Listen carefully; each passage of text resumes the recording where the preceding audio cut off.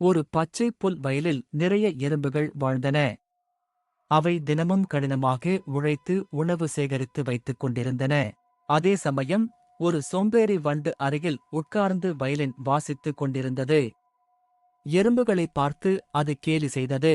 எறும்புகள் சொன்னது, குளிர்காலம் வரும், உணவு சேமித்து வை. ஆனால் வண்டு சிரித்தது. இப்போது சந்தோஷமாக வாழலாம் என்று அது கூறியது. சில நாட்கள் கழித்து குளிர்காலம் வந்தது. வயலில் உணவு எதுவும் இல்லை. வண்டு பசியால் நடுங்கியது. சாப்பிட எதுவும் இல்லாததால் வண்டு மிகவும் வருத்தப்பட்டது. குளிரில் அதற்கு உடம்பு நடுங்கியது.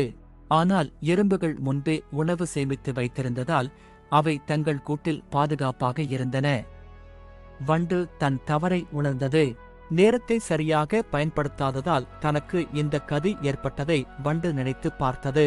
நீதி: உழைத்தவன் எப்போதும் வெற்றி பெறுவான். சோம்பேறித்தனம் துன்பத்தைத் தரும்.